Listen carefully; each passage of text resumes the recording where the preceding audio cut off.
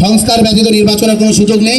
এই বিচার প্রক্রিয়ার যে দ্রুততা, তাদের যে চলতি গতিপথ, এটা দেখলে কচ্ছপও আসলে লজ্জা পেয়ে যায়। হবে সেটা নির্ধারণ করার জন্য এই যে দীর্ঘ 9 মাস রক্তক্ষয়ী একটি যুদ্ধ, আমাদের যে স্বাধীনতা যুদ্ধ, সেটি করে আমাদের 30 লক্ষ শহীদের রক্তের বিনিময়ে, 2 লক্ষ মা বোনের সম্ভ্রমের বিনিময়ে আমরা যে স্বাধীনতা পেয়েছি, এর মধ্য দিয়ে মানুষের যে মনস্তাত্ত্বিক চিন্তা, রাষ্ট্রের ভাবনা, রাষ্ট্রীয় চিন্তা এবং ভৌগোলিক কাঠামোর যে বিস্তৃতিগত পরিবর্তন এবং জনমানুষের মনে যে পরিবর্তনগুলো এসেছে, সেগুলোকে অ্যাড্রেস না করেই আগেরই যে সিস্টেম, তাদেরকে দিয়ে আগেরই যারা নির্বাচিত হয়েছেন তাদের অনেকেই যে 71কে ধারণ করতেন কিনা সেটা নিয়েও বিভিন্ন ধরনের সন্দেহ, বিভিন্ন ধরনের প্রশ্ন আমরা এখন পর্যন্ত ঐতিহাসিকদের কলমে দেখতে পাই।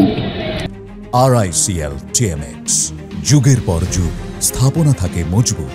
তাদেরকে দিয়ে সংবিধান রচনা করার ফলে 71-এর যে আকাঙ্ক্ষা, 71-এর যে চেতনা, 71 যে জন্য হয়েছিল, আমাদের মা বোনেরা যে জন্য সম্ভ্রম দিয়েছিল, আমাদের বিলিয়ে দিয়েছিল, আমাদের ভাইরা যে জন্য শহীদ হয়েছিল, বোনেরা যে জন্য শহীদ হয়েছিল, সেটি ব্যর্থ হয়েছে। 24-এও আমরা একই জিনিস দেখতে পাচ্ছি।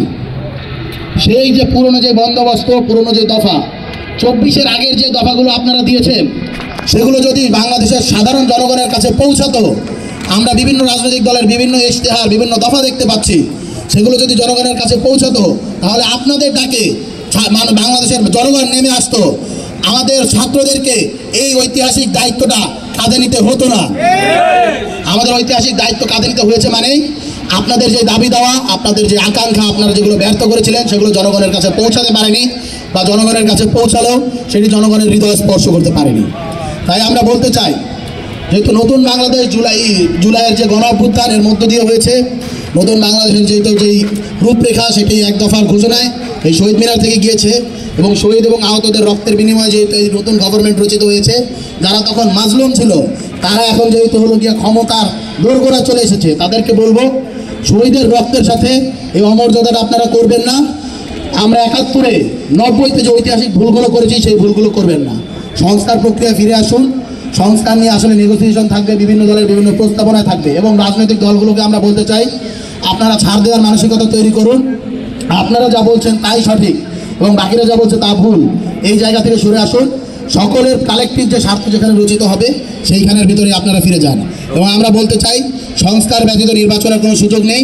যারাই সংস্কার ব্যতীত নির্বাচন নিয়ে হলুকে কথা বলছে, আমরা দেখতে পাচ্ছি বিচার, সংস্কার, নির্বাচন, যে রোডম্যাপের উপর ভিত্তি করেই ইন্টারিম গভর্নমেন্ট শপথ নিয়েছিল।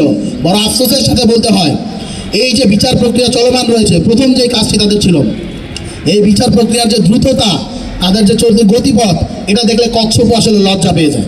এটা এত স্লো, কচ্ছপ লজ্জা পেয়ে যায় যে এত স্লো একটা কিছু কিভাবে হতে পারে। অথচ তাদেরকে আমরা বিপ্লবের পরবর্তী সময়ে, অভ্যুত্থানের পরবর্তী সময়ে সব থেকে গুরু দায়িত্বটা অর্পণ করেছিলাম। আমরা তাদেরকে বলবো, অতি দ্রুত বিচার প্রক্রিয়াগুলো ত্বরান্বিত করুন।